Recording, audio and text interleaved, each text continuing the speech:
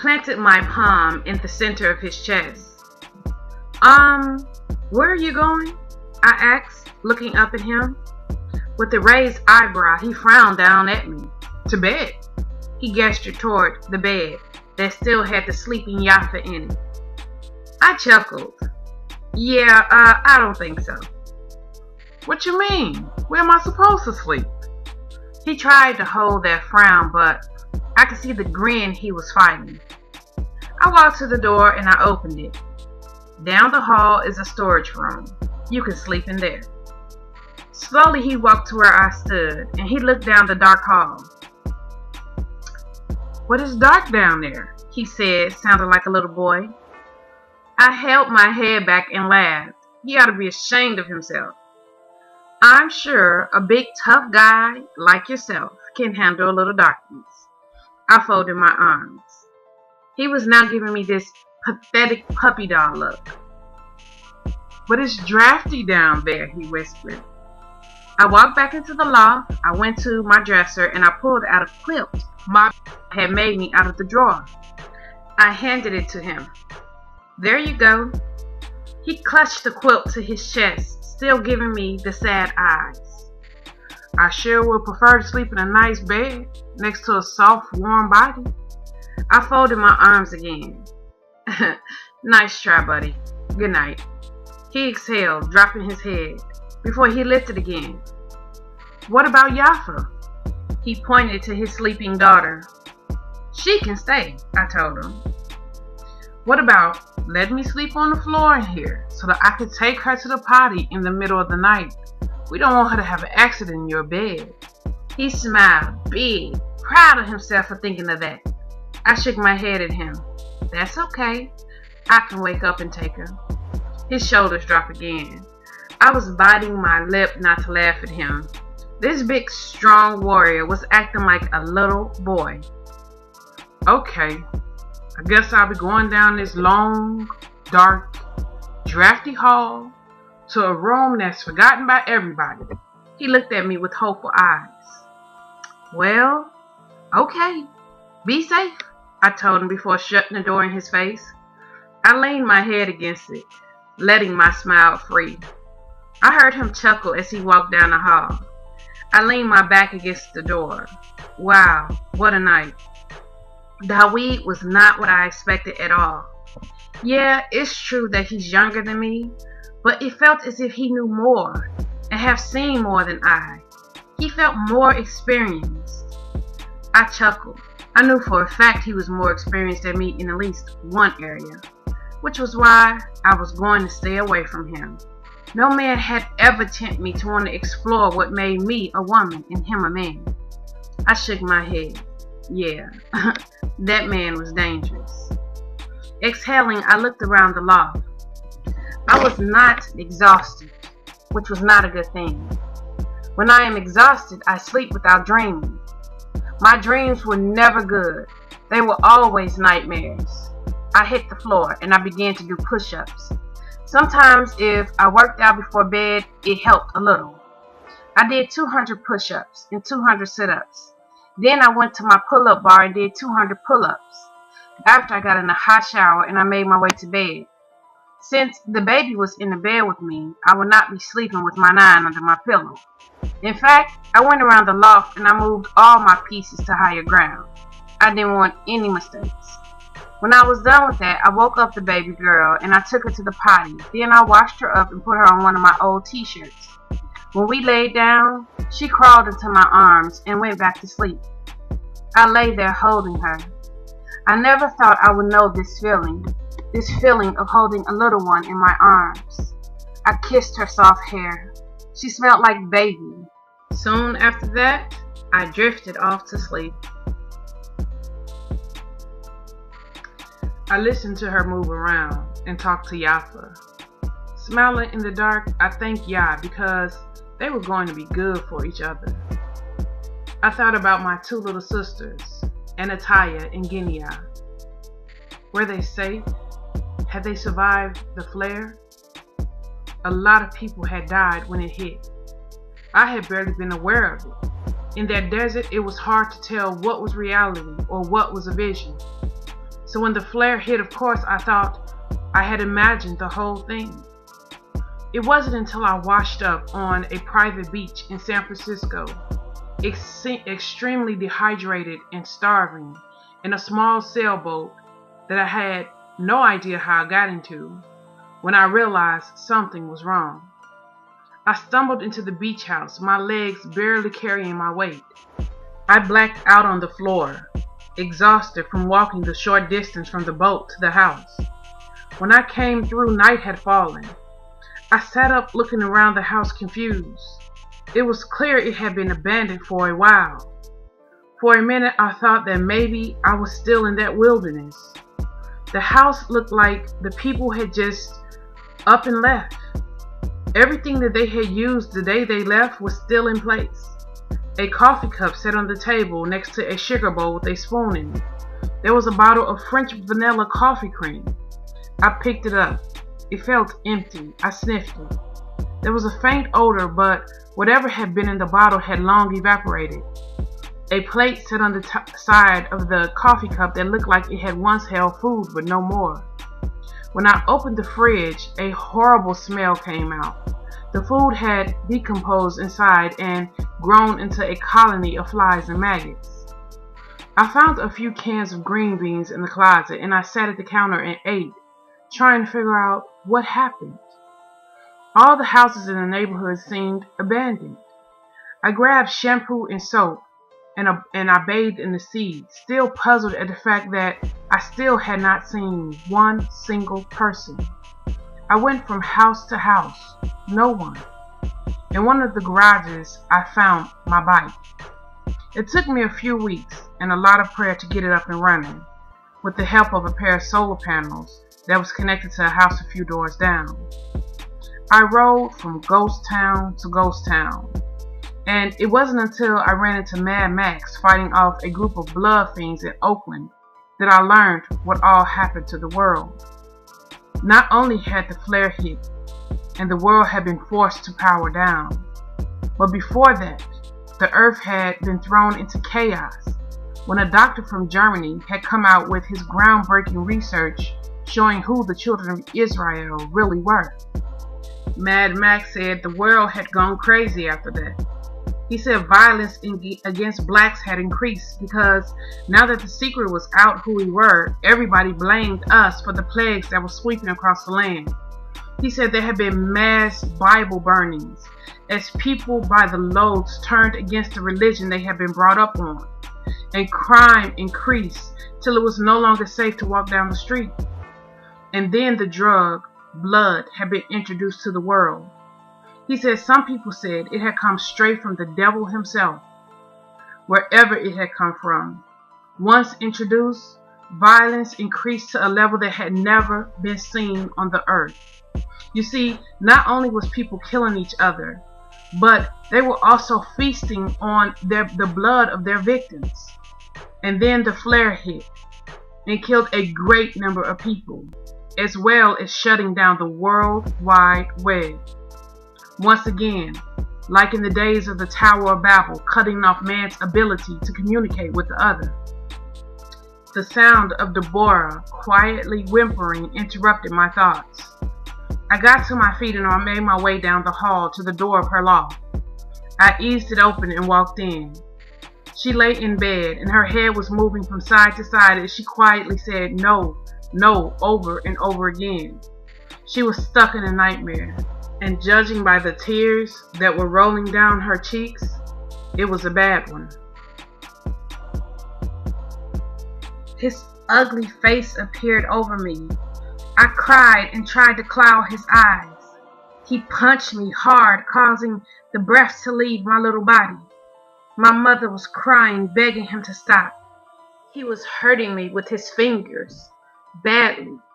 My mother ran towards him, sacrificing herself to spare me from a fate worse than death. I tried to stop his hand as it went up to the table.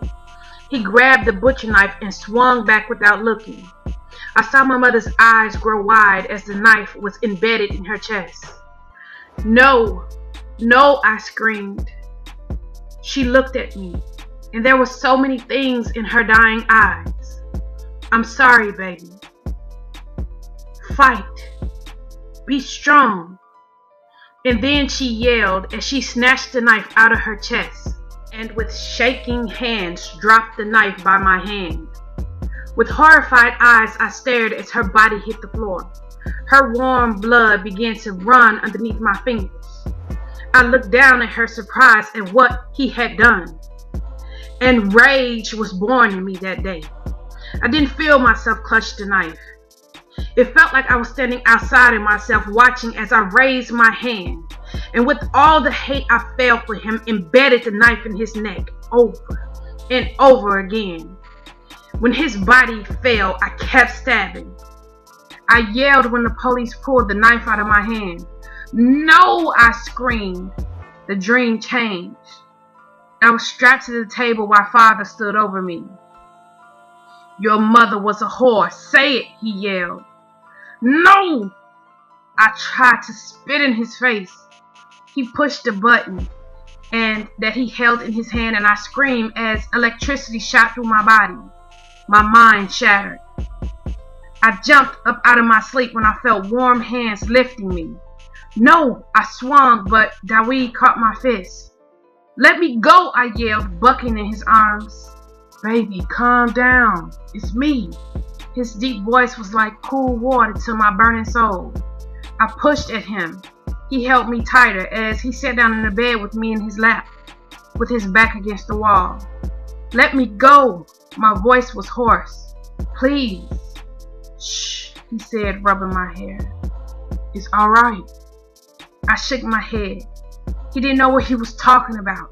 It was not all right. I pushed his chest, trying to get out of his arms. Why are you here? I yelled at him, but my voice was so hoarse it came out barely louder than a whisper.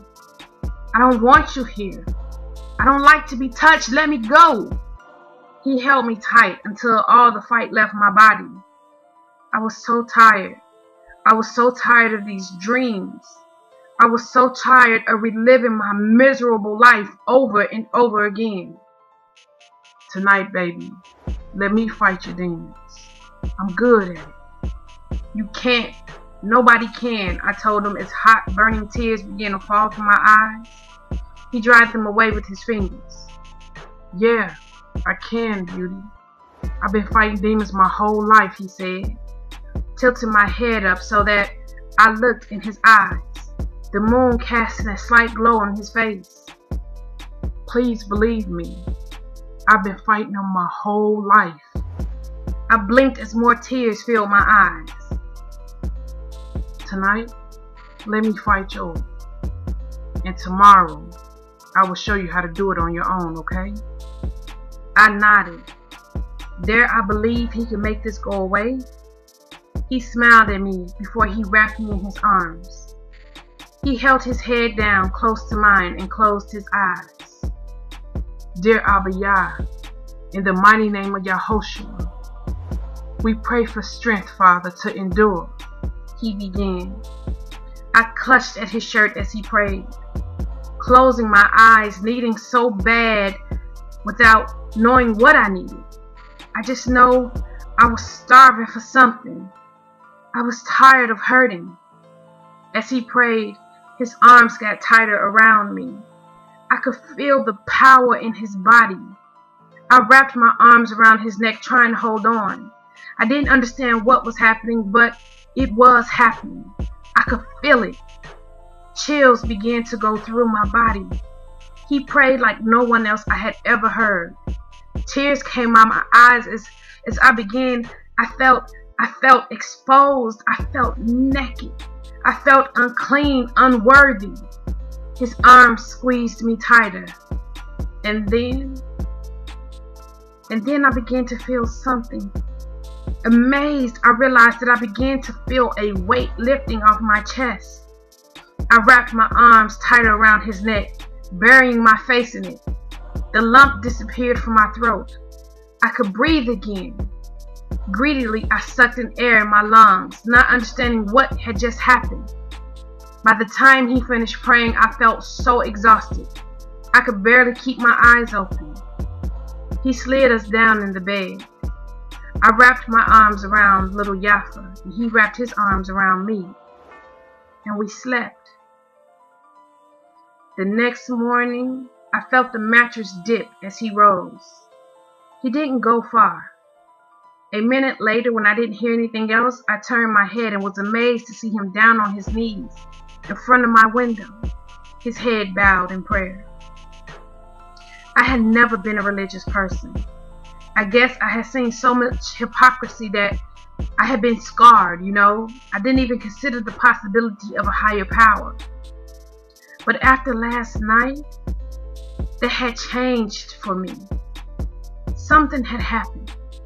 I can't explain what, but something had happened. And Dawid said he was going to show me how. I was going to hold him to that.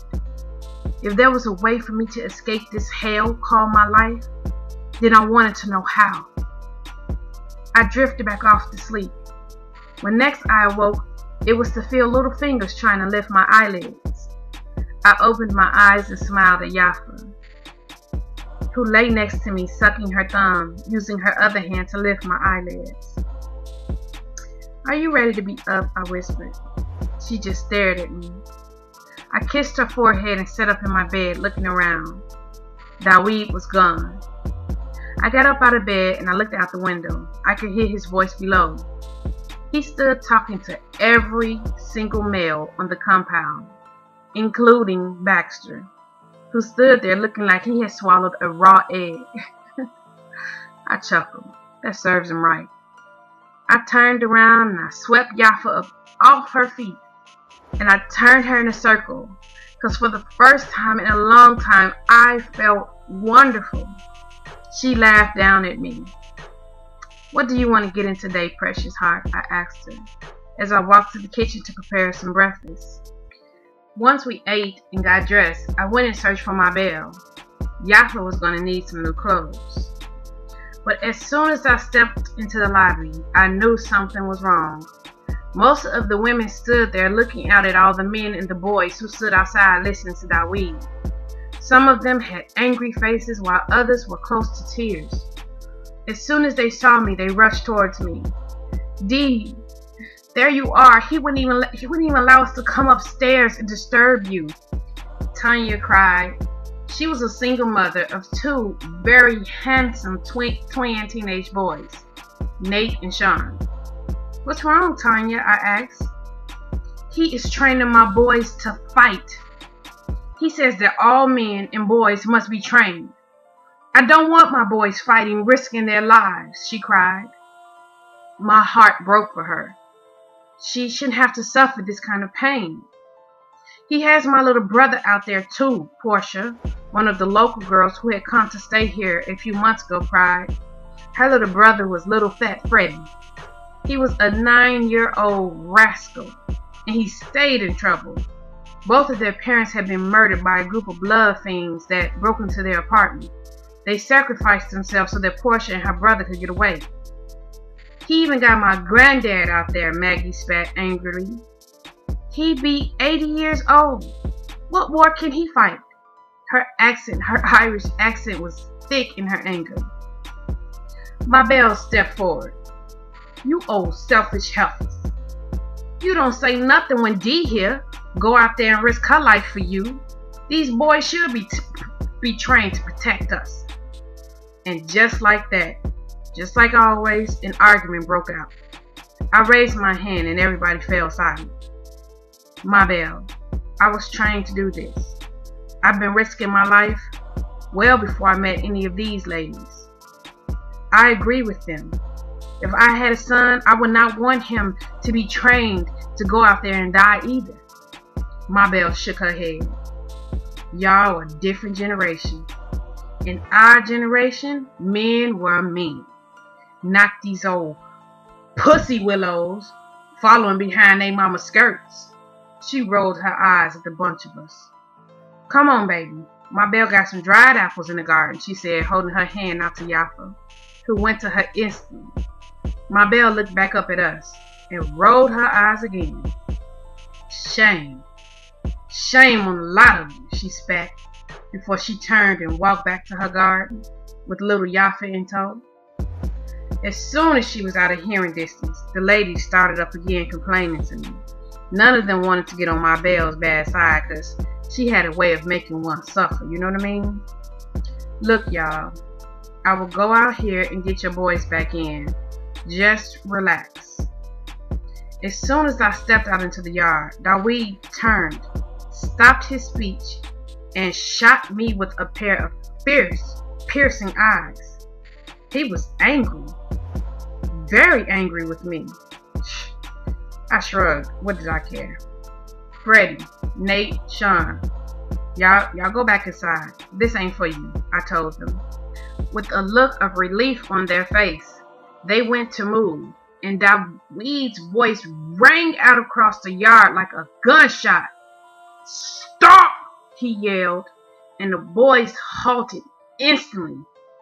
If you ever move or do anything before I tell you to do it, I will kill you, he said to them.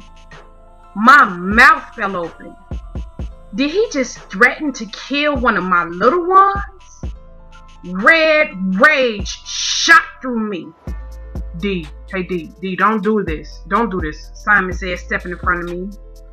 I grinded down on my teeth. Move, I spat. Simon looked like he was going to say something, but thought better of it and moved out of my way. What did you just say? I asked Dawid. He began to march toward me like an angry bull, the muscle ticking furiously in his jaw. I said that if any man on this field moves before I tell him to move, he's a dead man. But that's just it. They are boys. They are not men, I yelled up at him, where he came to stop in front of me. Deborah, go about your business. This ain't it, he told me quietly. No, I yelled. Those mamas in there depend on me to fight this battle for them. And damn it, I will. He smiled in at me. Real devilish. Only the smile didn't reach his eyes. His eyes were still very angry. Look, this is going to be your only warning. He spoke so only I could hear him. If you don't leave my field right now, and I do mean now, he hissed through angry teeth, I will turn you over my knee in front of everybody here and give you the spanking you deserve. Now, I don't normally use the N word. I've never believed in it. However, I guess like most things in life, there's a first time for everything. Nigga, I will blow your damn head off your body. He smiled again. Do you think you'll be able to get to that gun you got strapped to your pretty thigh in time? Do you think I will be able to be stopped if I truly want to get the job done? He slowly shook his head. No, baby, you wouldn't. And that ain't a threat. That's a promise. I stood there madder than I ever been in my life. This was past degrading. This was just outright evil. You wouldn't, I told him. He nodded his head now, his intense brown gaze piercing my soul. I would. Certain things I have zero tolerance for. Interrupting me when I am instructing my man is one of them. I narrowed my eyes at him. He did not know who he was messing with. Suddenly, I smiled big at him, the kind of smile I had given so many minutes before I dropped. You're right. I hit my head with the palm of my hand. What was I thinking? Dawid's eyes narrowed at my sudden bow face. I turned then and began walking back to the building. Simon stood there looking uneasy. I smiled big at him. He's right, I told him, pointing over my shoulder at Dawid. When I turned back to the building, that smile disappeared off my face, to be replaced by my deadly, I'm getting ready to kill a man's face.